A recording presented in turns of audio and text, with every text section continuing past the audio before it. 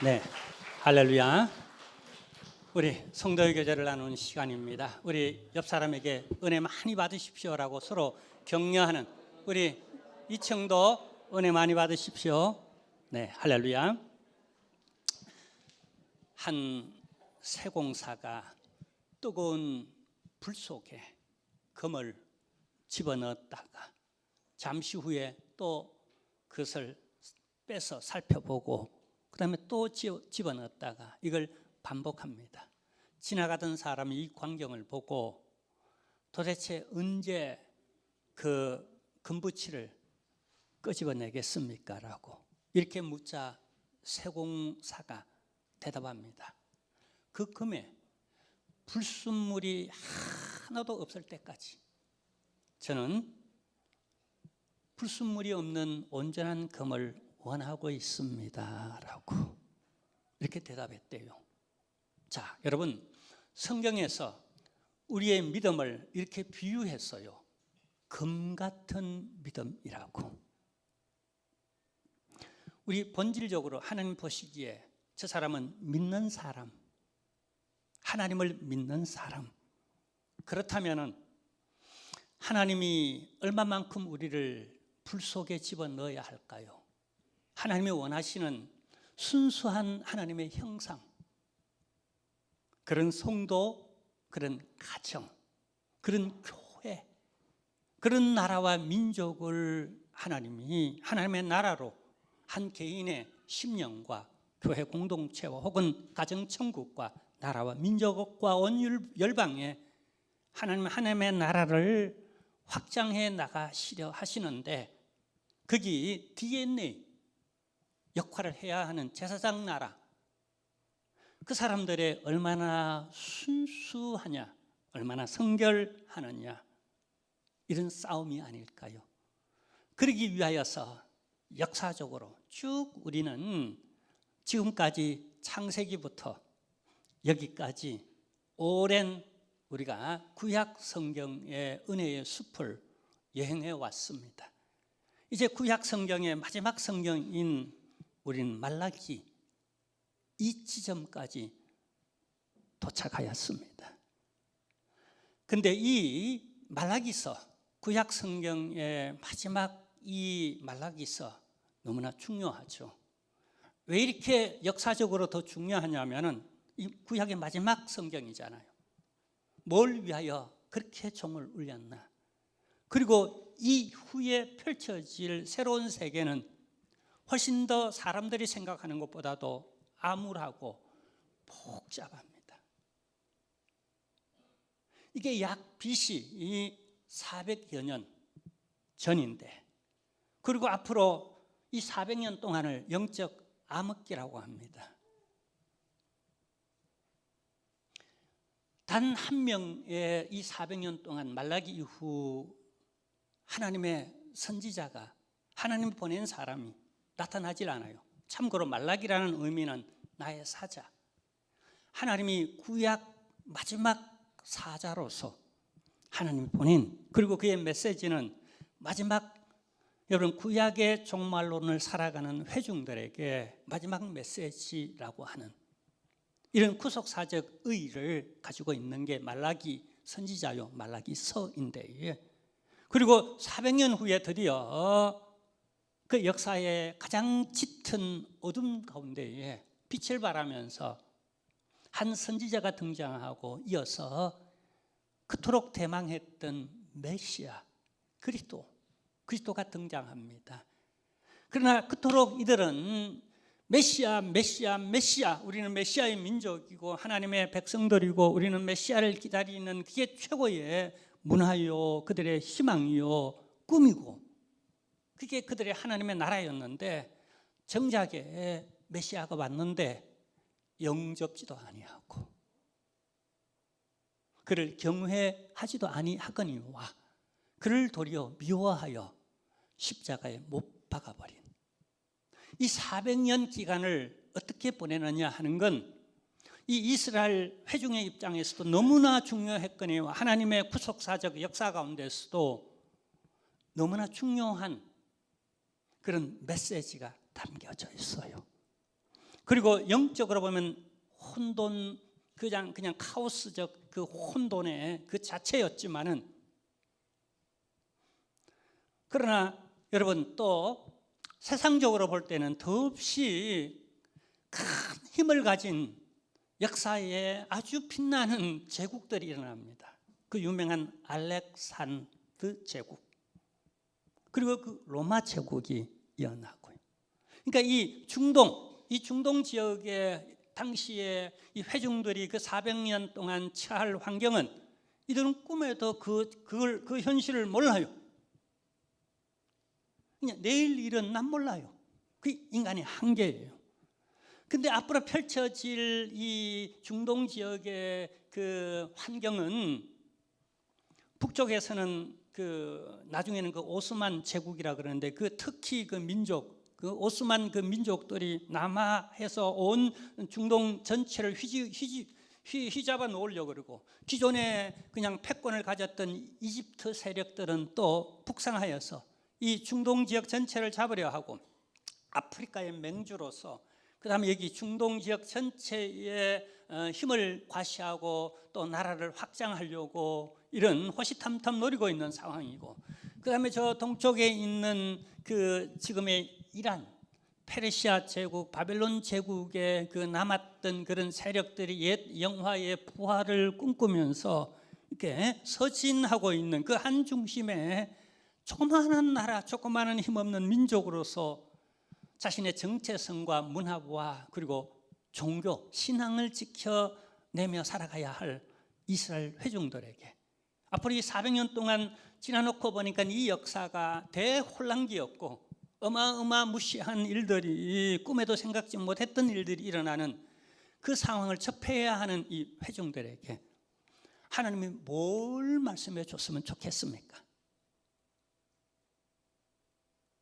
한마디로 말라기서 1장, 2장, 3장, 4장으로 되어져 있지만, 그러나 이 메시지 속에는 앞으로 400년 동안 이 백성들이 뭘 희망하고 어떤 비전을 가지고 어떤 환경 속에서도 꿈을 잃지 않고 이기고 승리해야 할지에 대한 메시지가 여기 다 담겨져 있어요. 너무나 중요하죠. 그리고 이제 말세를 살아가는 신약 성도인 저와 여러분들에게 또 우리가 다시 오실 메시아를 어떻게 견디며 희망하며 맞이해야 할지 우리가 준비할 수 있는 그런 교훈이 되어지기를 주님의 이름으로 축원합니다. 한마디로 말라기에 여러분 그 주제를 한마디로 한 단어로 표현하라면 저는 회복이라는 단어를 끄집어내고 싶어요. 이 1장, 2장, 3장, 4장까지의 약봉다리를, 그냥 이 구약의 약봉다리를 때려서 한 봉다리의 엑기스로 이걸 그냥 짜낸다면은 저는 회복이라고.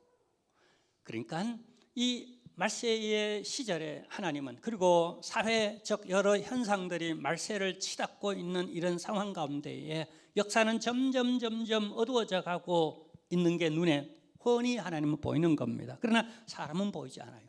역사의 발전이라고들 뭔가 개발되고 더 사람들이 어떤 말초신경을 자극하는 대로 개발되고 발전되고 더 편리주의로 이렇게 더 물질주의로 그렇게 풍요를 구가하며 나가는 모습을 보고 역사가 발전하는 줄 알고 있지만은, 그러나 영적으로 볼 때 역사는 쇠퇴해 가고 있어요.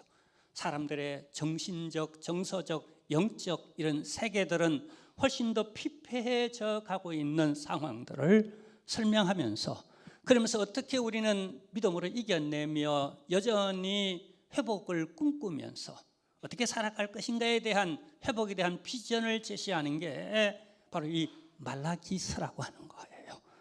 여러분, 이 말세를 살아가면서 세상을 볼 때에 희망이 있다고 생각합니까? 그러면 우리가 낭만 가운데 어깨 축 늘어뜨리고 비관적으로 살아야 되겠습니까? 아니죠. 우리에게는 꿈이 있습니다. 비전이 있습니다. 그 꿈과 비전을 하나님께서 약속해주고 제시해주고 있다는 사실이에요. 오늘 우리가 그 약속을 거머쥐기를, 그래서 비전을 꿈꾸는 말세를 살아가지만은 패배주의로 살아가는 게 아니라 새로운 세계에 대한 희망을 가지고 살아가는 저와 여러분 되기를 바랍니다. 여기 보면 이 비전을, 이 회복에 대한 비전을 세 가지로 하나님이 말씀하고 있어요. 자, 첫 번째는 뭐냐 하면은요, 언약에 대한 회복을 비전으로 제시하고 있습니다. 한번 따라할까요? 회복됩니다. 회복될 수 있습니다. 반드시 회복됩니다. 그것이 인간의 하기 나름에 달려 있는 게 아니라 하나님의 강권적 역사 가운데 주권적으로 이루어진다는 겁니다. 이걸 제시하고 이게 우리의 희망이라는 겁니다. 자, 근데 여기 그렇다면은 왜 그러면은 이 회복이 깨어졌는가? 회복이라는 단어를 정의하면 이렇습니다. 본래의 것이 훼손되거나 왜곡되거나 파괴되어서 그걸 잃어버린 상태. 그래서 회복이라는 건 그걸 다시 원래의 상태로 회복되어져서 지금보다 더 나은 어떤 상태로 돌아가는 그것을 회복이라고 말을 합니다. 그러니까 언약에 대한 하나님과의 관계에 대한 언약의 회복은 지금 상태를 바로 진단해야 되는 겁니다. 우리가 언약이 어떻게 훼손되어졌는지, 그리고 어떤 과정을 통해 그 언약이 그냥 파괴되어졌는지, 그래서 그것은 어떤 과정을 통해 다시 그 언약이 회복될지에 대한 비전을 제시하고 있는 거예요. 자, 그래서 여기 두 가지를 말합니다. 첫째는 여러분 한번 보겠습니다. 놀랍습니다. 자, 말라기 2장 10절을 보면은요, 우리 여러 말씀이 나오는데 요약해서 시간 관계상 2장 10절을 보겠는데요, 우리는 한 아버지를 가지지 아니하였느냐, 한 하나님께서 지으신 바가 아니냐, 어찌하여 우리 각 사람이 자기 형제에게 거짓을 행하여 우리 조상들의 뭘요? 언약을 욕되게 하느냐라고 말을 합니다. 다시 말하면 자기 백성이 자기 조상들을 욕되게 하고 그 조상들, 그 믿음의 조상들을 있게 하신 하나님을 욕되게 만든다는 거예요. 그래서 이게 언약이, 왜냐하면 이게 언약을 깨므로 말미암아 일어나는 현상을 말하고 있어요. 그럼 언약을 깨는 현상 가운데 하나님이 한 가지 지적합니다. 뭘 지적하죠? 너희가 왜 그렇게 사랑하지 못해? 너희가 왜 그렇게 자꾸 싸우고 지지고 볶고 다투고 미워하고 왜 그렇게 왼수같이 그렇게 지내? 좀 격려하며 칭찬하며 보듬으며 포용하고 이해하고 좀 봐주며 그렇게 살 수 없어? 자, 이것이 하나님과 왜 관련이 있는가? 여러분, 하나님의 언약이 여러분 뭐 그냥 상당히 이론적이거나 신학적으로 이렇게만 생각하면 안 됩니다. 아주 밀접한 우리 실생활과 관련이 되어져 있어요. 요약하면 이렇습니다. 하나님의 언약은 요약하면 10계명으로 요약할 수 있어요. 창세기, 출애굽기, 레위기, 민수기 모든 율법을 10개의 계명으로 요약하면 너희가 하나님만 섬기라, 우상을 섬기지 말아라, 그리고 어떻게 해요? 하나님의 이름을 망령되이 일컫지 말아라, 안식일을 지키라. 자, 여기까지 하나님 사랑입니다. 그 다음에 5계명부터 내 부모를 공경하라, 네가 살인하지 말아라, 간음하지 말아라, 도적질하지 말아라, 네 이웃의 것을 탐내지 말아라, 거짓 증거하지 말아라, 남의 여자 남의 남자를 탐내지 말아라, 내 이웃의 것들을 그리고 탐내지 말아라. 나누면 하나, 이걸 합치면 하나예요. 사랑하라는 얘기입니다. 이걸 두 개로 나누면 하나님의 사랑, 이웃 사랑하라는 거예요. 근데 이웃 사랑을 오늘 말씀을 가지고 하나님 사랑은 고사하고라도 너희 형제가 아닌가, 네 민족이고 네 친구고 네 가족이 아닌가, 부부이고 너희는 한 형제가 아닌가, 지인이고 동료인데 넌 왜 그래? 남북 간에 그렇게 자꾸 싸워 미워해, 철천지 원수가 되었어. 동서 간에 혹은 교사와 학생 사이에, 친구 사이에, 부부 사이에, 심지어 평생 살고도 왜 평생 왼수가 되어져 있어? 세상은 그렇다 손치더라도 너희는 제사장 나라가 아닌가? 너희는 하나님을 믿는 사랑의 계명을 언약으로 받았던 너희가 아니냐. 왜 서로 다투고 싸우고 미워하고 갈라짐으로 말미암아 왜 하나님을 욕되게 하고 너희 부모, 너희 조상을 욕되게 만드는가? 훼손이 뭔지를 말하고 있고, 그리고 어떻게 훼손되었는지를 말함으로 말미암아 여러분 지금 꾸짖는 게 아니에요. 앞으로 400년 동안 말세의 시대가 오는데 정말 그때는 말씀도 없고 선지자도 등장하지 않을 터인데 너희가 그 기간을 어떻게 보내면서 오시는 메시아를 성공적으로 맞이할 수 있는가? 결과적으로 보면 실패했어요. 예수 그리스도를 제대로 못 맞이해요. 오셨는데 그토록 대망하던 그들의 신앙의 본질인 예수 그리스도가 초림 예수로 막국간에 오셨는데 십자가에 도리어 못 박아 버려버렸어요.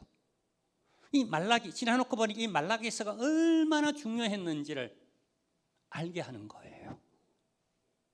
그것은 먼 어떤 신화 같은 우리와 거리가 먼 얘기가 아니라 우리 실생활 속에서 내 형제를 받아들이고 따뜻하게 보듬고 사랑하고 하는 속에서 앞으로 알렉산더 대왕이 와서 이 나라를 칠 때도, 그리고 로마가 들어와서 예루살렘 그냥 성전을 돌 위에 돌 하나도 놓지 않고 완전하게 파괴시키고 할 때에도 이들이 정말 내 이웃을 내 몸같이 사랑하는 마음으로 하나가 되어져 있었다면, 저는 이 말씀을 묵상하면서 생각 안 할래야 안 할 수밖에 없는 우리의 구한말 시대에 며느리와 시아버지가 싸웠잖아요. 민비, 명성왕후와 대원군 둘이서 싸운 싸움. 열강들은 호시탐탐 이 대한민국을 노리고 어떻게든 그냥 식민지화해서 자신들의 그 만들어 놓은 물품 그냥 그 갑자기 이제 수공업 이제 막 그냥 수공업에서 뭐 이렇게 공업이 발달돼 가면서 너무나 많은 그 물건을 만들어 놨는데 이걸 팔 데가 없으니까 디플레이 현상이 일어나니까 이걸 어떤 식민지를 개척해서 팔아야 되고, 거기서 나오는 값싼 또 식민지에서 어떤 그 물건을 생산할 수 있는 어떤 그런 어떤 생산체를 또 이렇게 갖고 와서 팔고, 그다음에 그들을 붙잡아다가 어떤 노동을 시키고 노동 인력도 채우고, 그래서 식민지를 개발하는 이 제국주의가 막 일어날 때에 그냥 똘똘 뭉쳐서 힘을 합쳤더라면 극복해낼 수 있잖아요. 우리 민족이 어떤 민족입니까? 지혜롭잖아요. 뭔가 하면 할 수 있잖아요. 근데 가장 아쉬웠던 건 뭐죠? 하나 되지 못하고 지지멸렬이 우리끼리 싸우느라 남의 밥이 됐다는 거예요. 여러분, 청나라를 누가 끌어들였어요? 러시아는 누가 끌어들였고요? 일본 군대는 누가 끌어들였어요? 다 우리가 끌어들인 거예요. 우리 다시 한번 역사의 교훈을 삼아야 돼요. 이스라엘이 그랬던 거예요. 이걸 막으려고 너희가 제발 사랑하라, 더 적극적 처방을, 싸우지 말고 미워하지 말아라라고 적극적 처방을 하고 있는 거예요. 그리고 또 하나는요, 외부의 이런 침략들 때문에 이스라엘 나라가 무너지지 않았어요. 본질적으로 내부적으로 무너졌어요.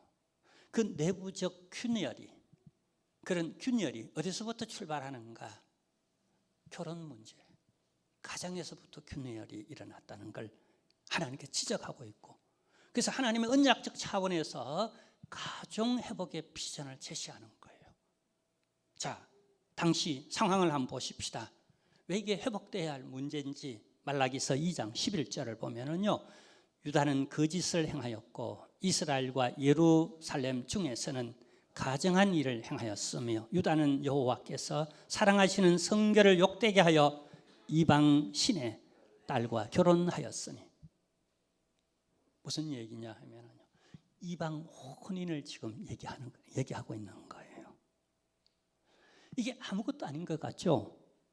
우리 기독교에 있어서 결혼은 하나의 신성한, 여러분, 그런 예절입니다. 우리가 생각하는 것보다 훨씬 더 신성한 그런 문제요. 이미 신앙의 문제와 직결되어져 있는 거예요. 근데 이방의 신의 딸이라고 그렇게 말을 합니다. 하나님 믿지 않는, 다른 신을 믿는 그리고 이런 결혼을 통하여 이방의 문화가, 이방의 신들이 이렇게 이스라엘 민족 가운데 들어오는 이게 그냥 통로였어요. 문이었어요. 문.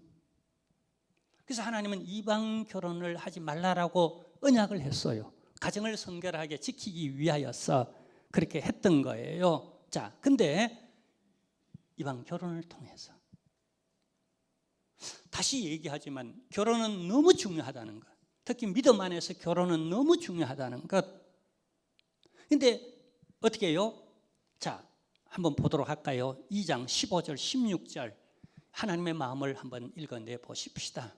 자, 함께 읽겠습니다. 그에게는 영이 충만하였으나 오직 하나를 만들지 아니하였느냐? 어찌하여 하나만 만드셨느냐? 이는 경건한 자손을 얻고자 하심이라. 그러니까 왜 하나님은 아담의 아내로서 이브 하나만 만들었는가? 둘도 만들고 열도 만들어서 자손을 하고 그냥 그 또 아담의 어떤 정욕을 만족시켜 주지. 그러면 어떤 그 세상의 관점으로는 그게 어쩌면 파라다이스일 수 있는데 그 파라다이스에서 왜 일남일녀를 만들었냐는 거예요, 하나님이. 그리고 남녀를 뚜렷이 구분하여서 남자는 남자의 역할, 여자는 여자의 역할을 하게 만들어서 그다음에 서로 그냥 남자를 흉내내지 못하도록 심지어 여자를 혹 흉내내지 못하고 남자는 남자로서의 기능을 하고 여자는 여자로서의 의무와 책무와 기능을 하도록 왜 하나님이 그렇게 만들었냐는 거예요. 근데 말세가 되어지자 어떻게 되어졌냐? 이게 혼란스러워졌다는 거. 그래서 하나님이 원하는 이 경건한 자손을 얻고자 하심이라.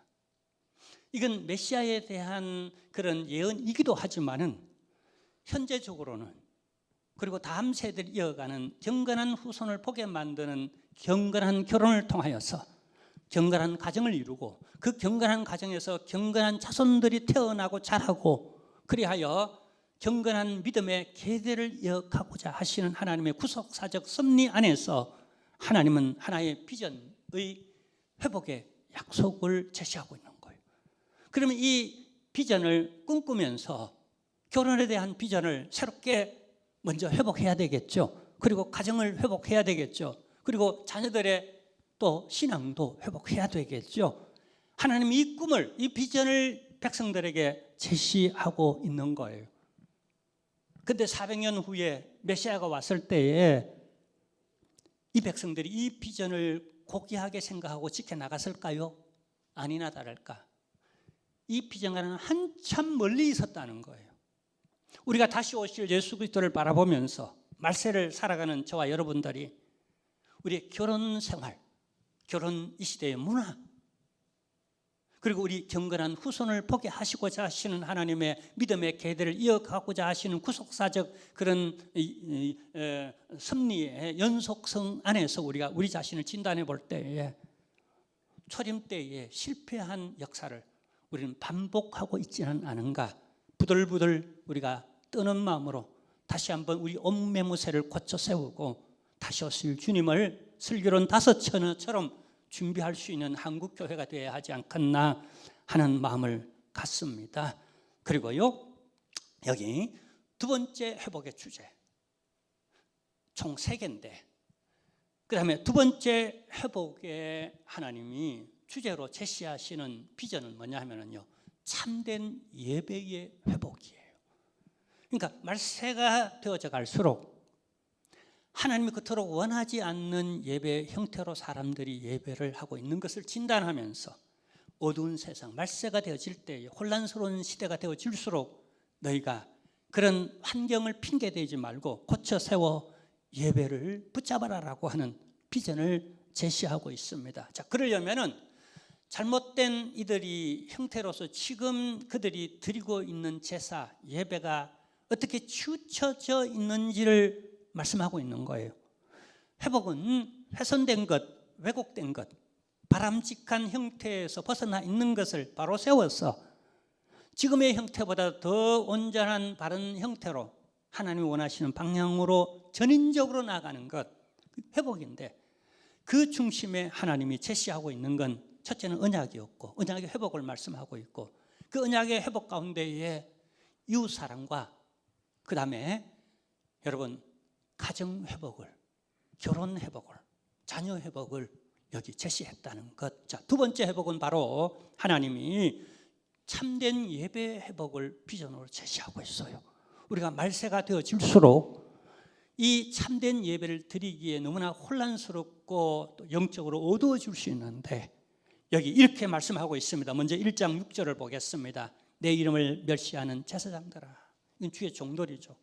주의 종들부터 예배의 중요성을 일깨우고 자각하고 여기 바른 예배, 참된 예배를 드리도록 백방으로 그냥 예배 인도자들이 먼저 애써야 되겠죠. 그래서 이 대표적으로 제사장들아라고 이렇게 말합니다. 나 만군의 여기 하나님이 나 만군의 여호와라는 말을 여러분 학개서, 스가랴서, 말라기서에서는 굉장히 하나님을 그냥 하나님이라고 말하지 않고 여호와라는 이름을 거기 내걸고 그 다음에 만군의라고 하는 이런 걸 통해서 마지막 때에 하나님이 말씀을 무시하고 멸시하고 그렇게 비중 있게 듣지 않으려 하는 세대 가운데서 하나님의 당신의 말씀의 권위를 얼마나 바로 세우려고 노력하고 있는지를 여기 학개, 말라기, 학개, 스가랴, 말라기서를 계속 읽어가면서 꼭 보면 가장 많이 하는 말씀이 하나님에 대한 이미지가 만군의 여호와 하나님이라는 겁니다. 자, 그분이 말씀합니다. 자, 보세요. 아들은 그 아버지를, 종은 그 주인을 공경하나니 내가 아버지일진데 나를 공경함이 어디 있느냐? 내가 주인일진데 나를 두려워함이 어디 있느냐 하니 너희는 이르기를 우리가 어떻게 주의 이름을 멸시하였나이까 하는도다. 자, 여기 이게 지금 제사 문제와 관련하여 말씀하거든요. 그런데 이 제사를 바라보는 사람의 관점, 나의 관점이 있고 그 예배를 받으시는 하나님의 관점의 온도 차이를 보이고 있어요. 그런데 나는 이렇게 예배 드리면 됐지라고 이렇게 생각하는데 근데 하나님은 느끼기를 아니 저 성도가 나를 멸시하고 있네 지금. 하나님이 이렇게 느껴요. 우리가 참된 예배를 드리려면 참된 예배를 알아야 됩니다. 가장 기본적으로 예배를 영어로는 서비스라고 말합니다. 여러분 식당에 가면 돈 내고 서비스 받죠? 서비스. 근데 누구 중심인가? 서비스는 누가 받아야 돼요? 내가 받아야 돼요? 예배 중에 하나님이 받아야 돼요? 하나님이 받아야 되는 거예요. 이게 참된 예배예요. 근데 자칫 이 예배에 내가 주인이 되어 내 중심으로 예배를 드려요. 내가 시험 들면 그건 시험들었고 내가 은혜 받아야 은혜 받고 내가 대접받고 치유받고 내가 해결받아야 그 예배같이 느껴져요. 근데 하나님은요, 그게 중요합니다. 물론 하나님은 우리가 예배를 잘 드리면 은혜 베푸시는 줄로 믿습니다. 그 본질은 아니에요. 하나님 그냥 은혜 베푸는 거예요. 본질은 내가 하나님을 기쁘게 하는 거예요. 영화롭게 하는 거예요. 영광 돌리는 거예요. 그 예배 본질, 하나님을 서비스하는, 하나님을 기쁘시게 하는 것, 그것이 하나님을 서비스하는 거예요. 근데 어떤 형식에 참여했다고 내 할 도리를 했어. 근데 나는 자세가 삐뚤어져 있었어. 마음의 자세가.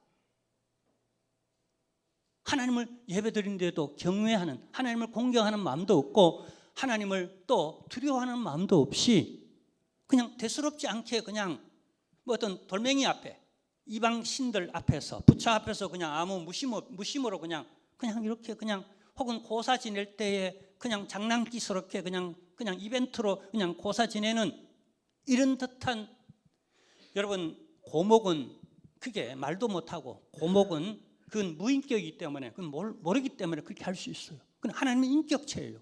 살아계신 하나님이시고 감정을 가지신 기뻐할 줄도 알고 화낼 줄도 알고 지극히 예민한 인격을 가지신 분이기 때문에 그분을 함부로 그 이름이라도 망령되이 일컬으면 하나님이 그냥 굉장히 기분 나쁘신 그 이미지를 한번 생각해 보세요. 나는 예배 드린다고 하는데 이 엇박자가 나서 하나님이 지금 야 나를 멸시하고 있네. 저거 뭐야? 저거 예배 드린다고 지금 그렇게 예배하고 있어? 지금 이런 엇박자가 나고 있다는 거예요. 그래서 하나님은 이 예배를 내가 회복시킬 것에 대한 비전을 제시함으로 말미암아 이 믿음으로 이 예배 참된 예배 회복에 대한 비전을 꿈꾸면서 이 어두운 종말의 시대를 하나님의 백성들이 다시 오실 메시아를 기다리면서 살아가야 할 것을 오늘 우리에게도 이런 교훈을 제시하고 있다는 사실이에요. 나아가 우리 하나님은 그들이 드리는 예배의 순서 가운데에 재물에 관하여서도 이렇게 얘기합니다. 재물에 관해 생각하게 만드는 거죠. 나는 제대로 예배 드렸다라고 만족감을 갖는데 하나님은 나를 멸시했다고 그렇게 생각하는 원천적인 그 바탕 가운데 한 가지 예를 들어줍니다. 한번 볼까요? 여기 7절, 8절 말씀인데요. 너희가 더러운 떡을 나의 제단에 드리고 또 말하기를 우리가 어떻게 주를 더럽게 하였나이까 하는도다. 이는 너희가 여호와의 식탁은 경멸히 여길 것이라 말하기 때문이라. 만군의 여호와가 이르노라. 너희가 눈먼 희생 제물을 바치는 것이 어찌 악하지 아니하며 저는 것 병든 것을 드리는 것이 어찌 악하지 아니하냐. 이제 그것을 너희 총독에게 드려보라. 그가 너를 기뻐하겠으며 너를 받아주겠느냐. 인간적으로 말하는 거예요. 인간적으로 네가 뭔가 총독에게 잘 보여가지고 뭔가 하나 오다를 따내려고 네가 찾아갈 때에 핫바리를 들고 네가 한번 찾아가 보라. 그가 기뻐하고 그 받아주겠냐. 인간적으로 생각해도 그건 아니지 않느냐. 너는 나를 누구라고 생각하느냐. 너희 아버지요 너희 하나님이요 만군의 여호와라고 너희가 그렇게 나를 믿고 일컫고 하나님을 위하여서 목숨이라도 바치겠다고 그렇게 하지 않느냐. 근데 정작 너희가 내게 가져오는 이 재물은 도대체 뭐냐. 이게 하나님이 굉장히 기분 나쁘다는 거예요. 너희 총독에게도 너희 부모에게도 너희 상전에게도 그러지 않는 일을 내게는 함부로 이렇게 대하면 되겠냐. 이러고도 내가 나를 공경한다고 두려워한다고 말할 수 있겠는가. 경외한다고 말할 수 있겠느냐라고 묻고 있어요. 여러분, 사람들은 하나님께 여러 가지 질문을 합니다. 하나님, 왜 나는 행복하지 않습니까?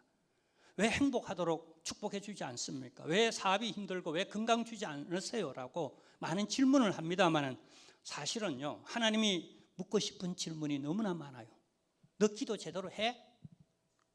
너 진짜 참된 예배를 내한테 정말 제대로 일주일에 한 번 있는 예배라도 제대로 드려? 너 내게 진정성 있는 믿음 생활 하고 있어? 하나님 묻고 싶은 말씀이 더 많을지도 모른다는 생각 해보지 않으셨습니까? 여기 서로 시각의 온도 차이가 있어요.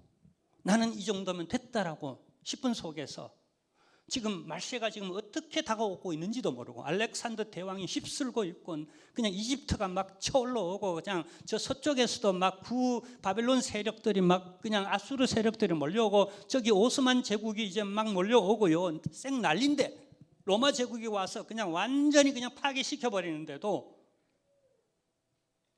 지금 하나님과 이렇게 다투고 있다면, 많은 의심 속에 의문명, 퀘션마크만 갖고 있다면, 이게 힘을 합쳐가 지금 분명한 비전을 정하고 꿈을 가지고 막 달려가도, 그죠? 그래서 하나님이 꿈을 제시하는 거예요. 민족적 꿈을 제시하는 거예요. 여기 일치를 봐야 돼요. 비전과 꿈의 일치를 보고 한마음 한뜻으로 온 힘을 합쳐가서 지금, 그죠? 모든 외세를 막아내고 민족 부흥과 발전을 위해서 다음 세대를 지키기 위해서 백방으로 노력해야 할 이런 타이밍에 지금 역사적 어떤 전환점에 놓여 있다는 거예요. 너무나 중요한 지점에서 하나님은 하나님의 사자를 보낸 거예요. 말락이라는 이름의 뜻은 나의 사자, 하나님의 사자 보냈다는 거예요. 이 보냈다는 거, 그리고 말씀을 준다는 건 앞으로 400년 동안 하나님 선지자를 안 보냅니다. 그리고 어떤 말씀도 해주지 않아요. 이 말씀으로 충분하다는 거예요. 더 이상 많은 말씀이 필요한 게 아니라 이걸 붙잡고 이걸 비전으로 삼아 끝까지 버텨내며 끝까지 일치하며 서로 사랑하며 예배를 회복하며 나가라는 거예요. 이어서 1장 10절을 보면은요, 자, 하나님이 심지어 이렇게까지 도전해 주십니다. 큰 임팩트 주는 거죠. 팡 하고 자극을 주는 거죠. 잠자는 영혼들을 향하여 팍 하고 치면서 두드리게 깨우는 거죠. 한번 볼까요? 하나님 훅 들어오는 말씀을 한번 함께 보겠습니다. 만군의 여호와가 이르노라. 너희가 내 제단 위에 헛되이 불사르지 못하게 하기 위하여 너희 중에 성전문을 닫을 자가 있었으면 좋겠도다. 무슨 말입니까? 너도 나도 들어와서 예배 드리는데 정말 예배드리는 그 모습이 너무나 안 좋아가지고 차라리 그냥 예배 들어와서 예배드리는 자체를 막고 싶은 거예요. 누가 내 대신에 저 좀 성전 사람 들어오는 그 문을 좀 막아달라고. 물론 이것은 실제가 아닌 하나님의 마음, 심정을 드러내는 겁니다. 친히 하나님 그 문을 막지 않고 누구에게 막아라 그러지도 않고 오는 대로 다 받아줘요. 누구나 오라고 다 받아줘요. 그렇지만 하나님의 심정적으로는 저건 아니야라고. 그래서 저 사람이 들어오는 문은 좀 그냥 누군가가 막고 못 들어오도록 좀 버텼으면 좋겠다 싶은 하나님의 심정을 말씀하면서 하나님이 이 참된 예배로의 회복, 그 비전으로 제시하면서 이게 얼마나 귀한지, 앞으로 이 말세를 살아가면서 이 참된 예배를 회복하기를 하나님이 얼마나 원하는지를, 이게 승리해야 이 말세에 승리하는 성도가 되어지고, 이게 실패함으로 다시 예수 그리스도가 초림하셨을 때에 이들은 예수님을 알아보지 못했어요. 근데 소수 가운데 알아보는 사람도 있도록 했어요. 그들은 나다나엘이 대표적인데요. 나무 그늘 아래서 선한 것이 그 속에 있었어. 참된 예배, 진실, 형식에 치우치지 않는 참된 예배를 구가하면서, 혹 저기 우물가에 한 여인도, 요한복음 4장에 나오는 그 여인조차도 목말라서 메시아를 기다리는, 여기도 저기도 말고 이 형식 저 형식도 말고 신령과 진정이라고 하는 그 여러분 자세, 그 마음을 원하죠. 그러면 누구든지 여호와께 참된 예배를 드리는, 영적 예배를 드리는 사람이라고 이렇게 말씀해 주셨어요. 나아가서 여러분 1장 13절을 보면은 그들이 하나님께 들고 나와 예물을 드리는 예물에 관하여서도 참된 예배라는 그 회복의 그 비전을 염두에 두고 이렇게 전합니다. 함께 보겠습니다. 만군의 여호와가 이르노라, 너희가 또 말하기를 이 일이 얼마나 번거로운고 하며. 사실 하나님 앞에 예배드리고 뭐 이것저것 순서를 지켜나가고 뭐 이렇게 저렇게 또 예물을 준비하고 이런 것들이 번거로울 수 있어요. 자, 그리고 코웃음 치고 하찮게 여긴다는 거죠. 훔친 물건과 저는 것 병든 것을 가져왔느니라. 너희가 이같이 봉헌물을 가져오니 내가 그것을 너희 손에서 받겠느냐. 치사하고 안 입고 더럽고, 그 다음 또 무슨 용어가 있죠? 우리 식으로 표현하면은 하여튼 그 시기하다는 거예요. 이게 받겠느냐. 너희 같으면, 이게 네가 하나님이라면 그냥 자기 백성이 이렇게 나를 대하는데 내가 받을 수 있겠느냐라는 거예요. 그건 없지, 그럴 수 없지라고 설득하는 거예요. 서리법이에요. 그래서 자, 나가 여러분 신명기 23장 18절에 보면은요, 교회는 아무 헌금이나 다 받는 게 아니에요. 법적으로 딱 정해져 있어요. 아주 오랫동안 전통적이며 법률적으로, 헌법적으로 하나님의 뜻에 따라. 여기 신명기 23장 18절을 읽어보면은요, 창기가 번 돈과 개 같은 자의 소득은 어떤 서원한 일로든지 내가 죽어도 바치겠다고 아무리 바치겠다고 몸부림쳐도 절대로 받지 말라는 거예요. 가정한 것은 그게 사람이든 그게 어떤 물건이든 심지어 하나님 앞에 드리는 헌금이든 그런 건 절대로 받지 말라는 거예요. 그래서 교회는, 신약교회는 전통적으로 창기의 돈을 남자든 여자든 그 번 돈으로 헌금 안 받습니다. 그 다음에 불의한 헌금, 그 다음에 도둑질한 헌금, 이건 전부 다 불의하다고 보는 거예요. 하나님 앞에 온전치 못하고 깨끗이 못하다고 보고 아무리 그가 내려고 해도 안 받는다는 거예요. 저는 그런 경험이 있습니다. 제 젊은 날에, 지금 30몇 년 전에 우리 교회 초창기에 아주 거금이었습니다. 아내와 제가 조용한 늦은 밤에 잠자다고 말고 어떤 전화를 받고 갔는데 상당한 당시에 돈이었어요. 그 돈 받으면 우리가 지하에 있었는데 위로 올라갈 수 있는 만큼의 돈이었어요. 근데 우리가 판단하기에, 아내와 제가, 이건 받을 수 없다. 왠지 아세요? 정당하지 못했기 때문에. 저는 지금도 생각하면서 하나님 앞에서 참 잘했다라고. 앞으로 제가 이 교회 담임 목사로 있는 한은 이런 불의한 돈은 내가 안 이상은 받지 않겠다라고. 여러분, 참된 예배를 회복하는 과정 속에서 하나님 이 말씀을 하고 계신다는 사실을 주목해야 합니다. 우리 예배가 참된 예배가 되는 비전을, 제가 무슨 보람이겠습니까? 무엇에 여러분 제가 목숨을 걸겠습니까? 예배 아니겠어요? 하나님이 받으실 만한 예배를 집전하고 그제서야 한 주간 동안 다리를 쭉 뻗고 너무 보람되고 너무 행복하고, 어떤 누구에게 차 한 잔 얻어먹어도 너무 맛있고 달지 않겠어요? 그 예배를 실패하고 나면은 뭘 먹든지 그게 소화가 되겠어요? 잠을 자든 그게 잠이 제대로 오겠어요? 우리 각자 여러분 적용하면 우리 다 그런 거 아니겠습니까? 그리고요, 나아가 참 현대 성도들이 예민한 그 11조 문제, 이 11조 문제에 대한 시험들은요, 구약 오래전부터 우리 기독교 사회가 여하튼 아브라함 때부터 지금까지 어떤 그런 역사가 있고 또 많은 시험거리들이 있어 왔었어요. 오늘날 나만이 겪는, 우리 교회만 겪는, 이 시대만 겪는 그런 문제가 아니라 이 11조 문제는 오랫동안 우리 인류 역사에서 기독교 사회가 겪어왔던 그런 갈등이었어요. 그런데 하나님이 이 말세를 살아가는 구약 성도들에게 이렇게 제시를 합니다. 3장 8절 한번 보겠습니다. 사람이 어찌 하나님의 것, 누구의 것요? 하나님은 하나님의 것이라고 말해요. 그런데 우리의 관점은 내 것이다라고, 내 것이다라는 이런 관점, 서로 그 온도 차이가 있죠. 자, 하느냐? 그러나 너희는 누구의 것요?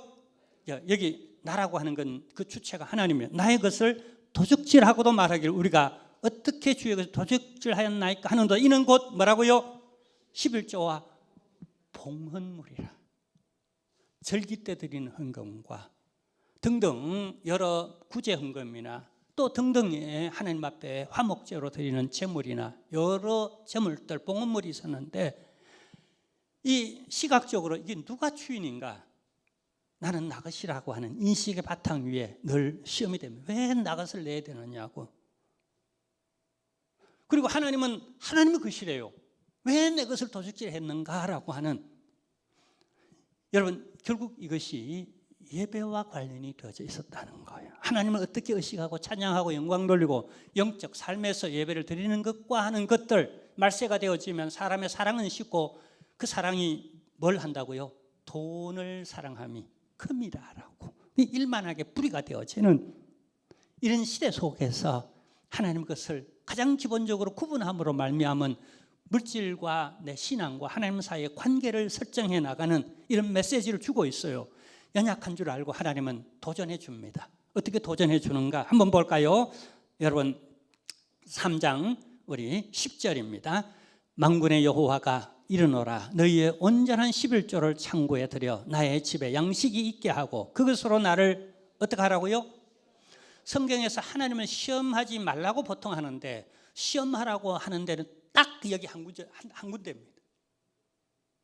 하나님 시험하면 안 돼. 너희 하나님을 시험하지 말라라고 사단이 도전할 때 예수님은 하나님 시험하면 안 된다고 그냥 뿌리칩니다만은, 그러나 하나님 스스로가 우리 인류 역사 가운데 이 물질 문제, 특히 종말의 시대에 살아가는 성도들에게 얼마나 이게 도전이 되는지를 아시고, 너희가 한번 딱 그러면 한번 시험 한번 해보라. 계산 딱 해가지고 너희가 계산 잘하지 않는가, 할 때와 안 할 때 어떤 차이가 있는지 딱 한번 계산해보라. 그리고 하나님이 약속해 줍니다. 돈이냐 하나님이냐, 말세 성도들이 살아가는 환경은 그렇습니다. 다 예민하잖아요. 이 연약함을 아시고 도전해 주시는 거예요. 자, 그리고 이제 시간 관계상 마지막 세 번째 하나님이 회복의 비전을 제시하시는 건 예수 그리스도입니다. 사실 이게 피날레로, 그래서 여기 3장 후반부터 4장까지는요, 4장은요 메시아에 대한 희망을, 하나님 나라적 회복을 제시하고 있는, 그분이 와서 하나님 나라를 회복할 것에 대한, 근데 직접적으로 메시아에 대한 얘기를 하지 않고 누구에 대해서 초점을 맞추느냐 하면요, 메시아에 대한 초점은요 앞에 스가랴서에서 초점을 맞춥니다. 그래서 제가 스가랴서를 가지고 오후 예배 때 계속 메시지를 전할 거예요. 근데 이 말라기서의 마지막 피날레는, 구약 성경의 마지막 이 피날레는 뭘로 장식을 하느냐 하면은 대단원의 막을 내리냐 하면 엘리야로 대단원의 막을 내립니다. 바쁘지만 그 한번 잠깐 한번 볼까요? 우리가 잠깐 한번 보겠는데요. 여기 4장 5절입니다. 이게 마지막 부분입니다. 말라기서의 마지막 부분이 4절 5절인데 엘리야에 관한 얘기를 합니다. 5절만 보겠습니다.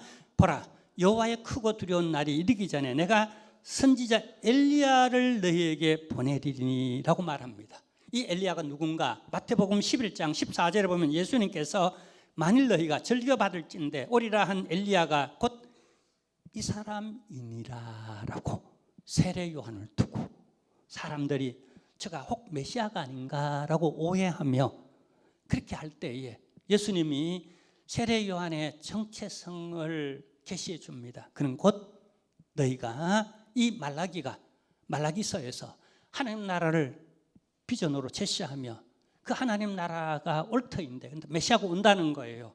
누가 그 오심을 예비하겠는가? 바로 너희가 그렇게 선지자 중에 선지자로 알고 있는 마지막 때에 엘리야가 온다. 그가 바로 세례 요한이다라고 주의 길을 예비하고 그의 첩경을 평탄하게 하기 위해서 광야에 외치는 자의 소리였던 이 엘리야가 와서 보라, 세상 죄를 지고 가는 하나님의 어린 양이로다라고 이게 구약, 그 여자가 낳은 사람 중에 가장 위대하고 큰 자라고 말했던 사람의 역할, 구약의 모든 것을 종집을 짓고 신약의 새로운